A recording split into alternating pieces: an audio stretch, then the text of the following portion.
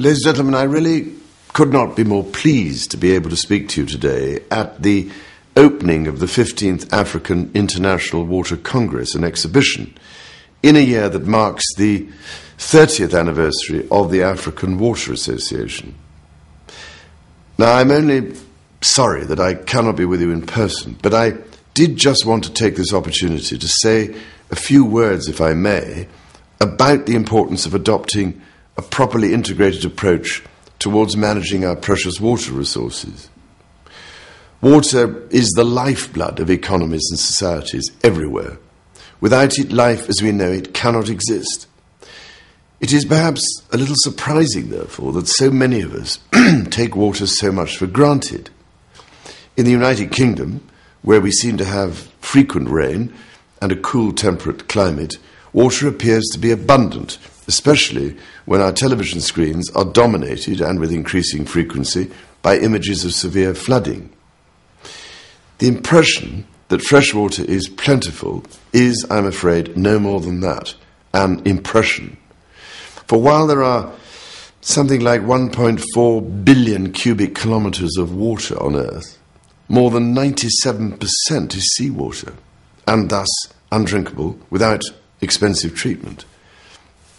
Of the remaining 2.5%, most is locked in the ice caps, or what's left of them, and in groundwater. Only about 1% is in lakes and rivers, and about 20% of that, would you believe, is in one place, Lake Baikal in Russia, so not very readily accessible. Our planet's limited freshwater sustains our farming, our domestic needs, and a good deal of our power generation and industrial processes. Yet, we have used and abused these precious supplies in different ways to the point where major environmental challenges are now upon us. These are set to become more acute in the years ahead, not least because of the effects of the vast quantities of greenhouse gases that we are releasing into the atmosphere, this despite what the skeptics and deniers might say. The impact of this is already being seen. In some parts of Africa, there have been heavy rains and floods which have damaged property and farming, while at the same time, in other parts of Africa, there have been prolonged and savage droughts, causing tremendous hardships for people, livestock and wildlife. Serious humanitarian and economic shocks are being caused, as well as environmental ones. Africa is especially vulnerable to climate shifts. This is not least because small-scale farming provides most of the food produced and consumed in the continent, as well as, most importantly, employment for 70% of working people. These simple facts, coupled with farming being overwhelmingly dependent on direct rainfall, mean that Africa is highly susceptible to the weather extremes that are increasingly associated with climate change. And the water challenge is set to deepen, not only because of climate change, but also because of rising demands from farming and industry, and because of unsustainable population growth. Across Africa, some 350 million people, 1/3 of the population, do not have access to safe water. Organizations such as WaterAid, of which I am president, are working extremely hard to address this need through innovative projects such as water point mapping, deep well hand pumps, and rain harvesting tanks. When I visited Kawempe, a suburb of Kampala, in 2007, I had the opportunity to visit a WaterAid project and to see at first hand the difference that access to a clean water pump can have on the lives of a community. Projects like these and capacity building initiatives like the African Water Academy are critical to improving the lives of millions of people all around the world.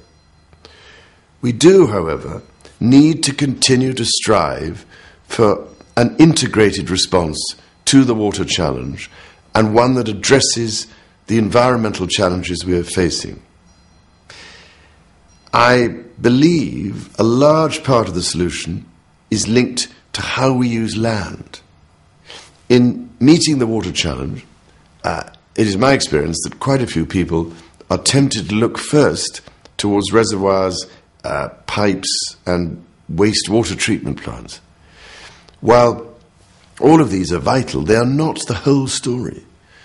Our freshwater needs are also sustained through what we might call the natural infrastructure of forests, aquifers and wetlands. It is these assets that, in my opinion, we have greatly undervalued.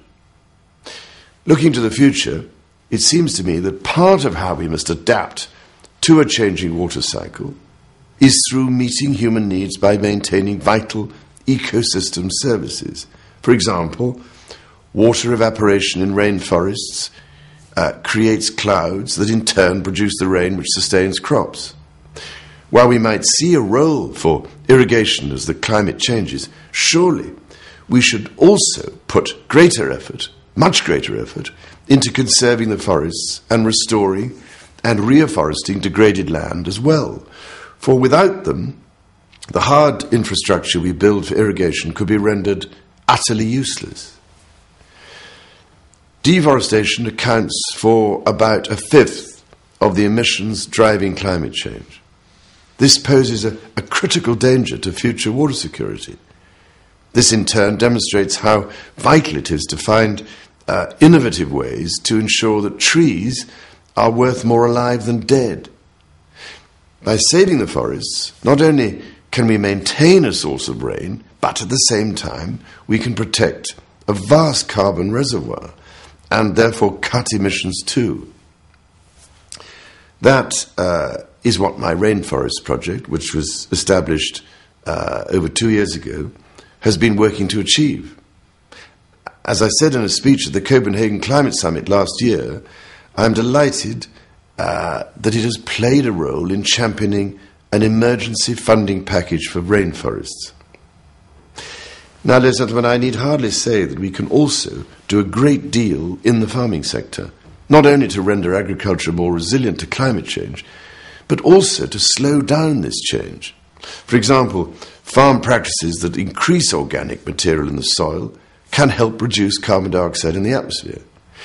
Increasing organic content in soils aids the retention of moisture, so that when it rains, the soil keeps the moisture there for longer.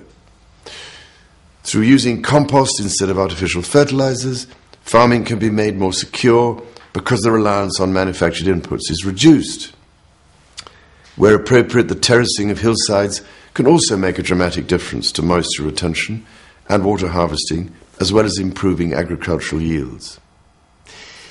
It seems to me that this kind of integrated approach, which can be augmented through both urban and rural water management practices, including rainwater harvesting, could better sustain our needs while building community strength and helping to combat poverty.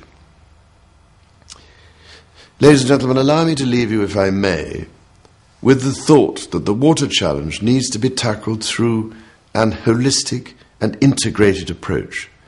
We cannot afford, and I mean afford in every sense, to see solutions only in terms of technology, concrete and pipes, essential though they will be in certain circumstances. We are far more likely to succeed in slowing down, coping and adapting to climate change if we work properly in harmony with nature to build ecosystem resilience and reduce our economic vulnerability by looking at how we use the land as well as how we use technology and construction. I can only send you my warmest good wishes in finding solutions to these complex problems and in ensuring that the great many challenges we face in relation to water can in fact be transformed into opportunities.